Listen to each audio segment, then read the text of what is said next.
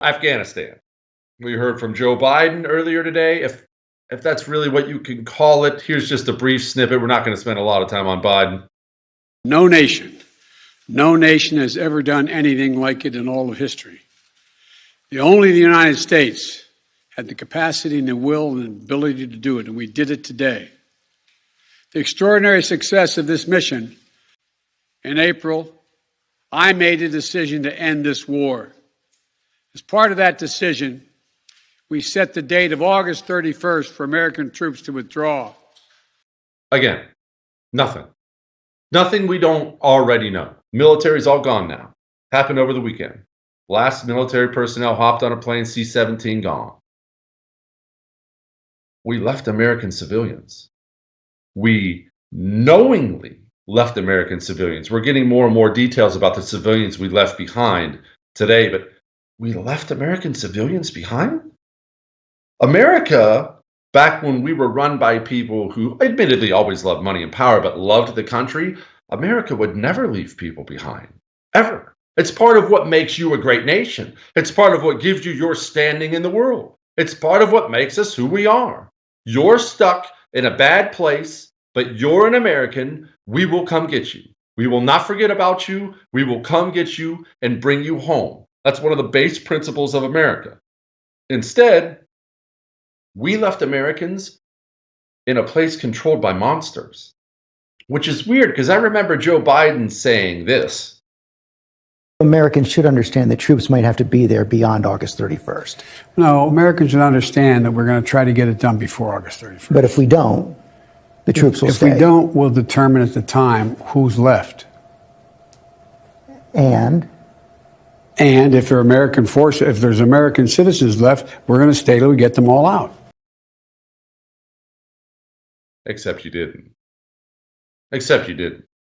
And even then, when Joe Biden went on with George Stephanopoulos and said that, well, we'll stay until we get them out. He didn't mean that. He got caught in a fairly difficult question because the truth was hard. And so he did what any sociopath with no love of country, with no real world experience, and who thinks he should rule over you, he did what anyone would do. He simply lied. Without a second thought, he simply lied. He could have gone on there. He knew they've been teasing it for a week, right? Everyone who wants to get out will get out. Look, they've been telling you for a week they planned on leaving people there. They knew they were going to. So we could have just said, no, we're not probably going to get everybody out. But these people don't think that way. That's how you think. John Kirby, this guy, he got up today and flat out admitted. So what does that look like? How does diplomacy get those people out of the Taliban-controlled Afghanistan?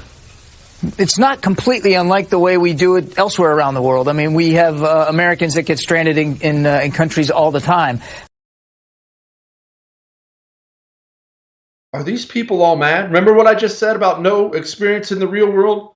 Oh, we have people stranded in other countries all the time. Just yesterday, we had a family in Aruba. We had to go down and pick them up because that's the same as being surrounded by Taliban terrorists, Al-Qaeda terrorists, and ISIS terrorists who would love nothing more than to chop your head off and post a video on the internet. But these people, if it seems callous, if it seems like they don't care, remember, it's because they don't care. Here's an American. Didn't get out. I just found out that they left, and I was just silent for a little while.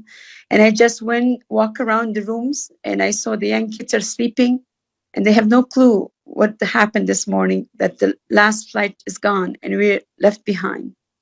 It's heartbreaking to see that with all this, what's going on, no one heard us, that we are in danger, and we need to be safe. It's just heartbreaking. I don't know.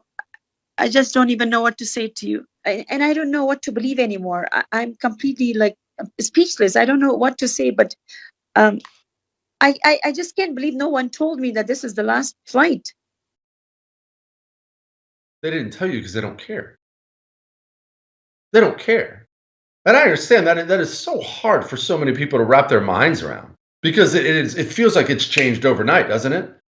But they didn't tell them because they don't care.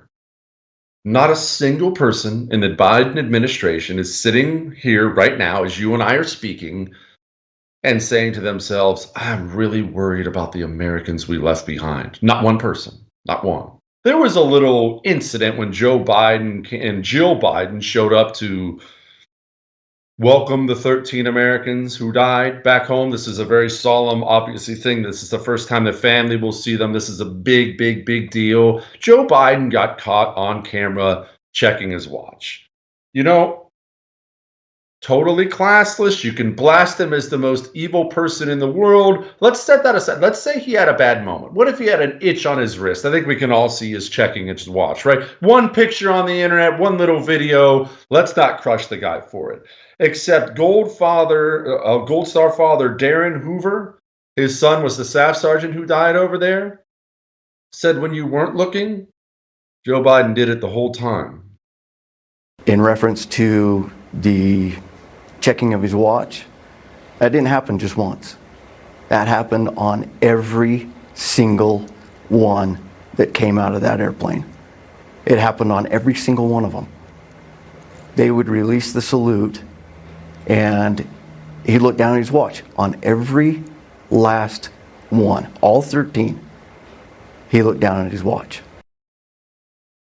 It's not complicated when you just accept they really genuinely don't care. Some staffer got with Joe Biden before that event and told Joe, gave him a very specific amount of time. Joe, I know you're tired. Definitely tired. We'll get you your pudding, Joe. But look, about 45 seconds, just pick a number. About 1 minute on each one, Joe. That's all you have to endure. And then you can get out of here. You don't have to hang with these peasants anyway. We'll get you back and get you some tapioca, get you tucked in by the fire. And so, look, all you saw there was a man who doesn't care.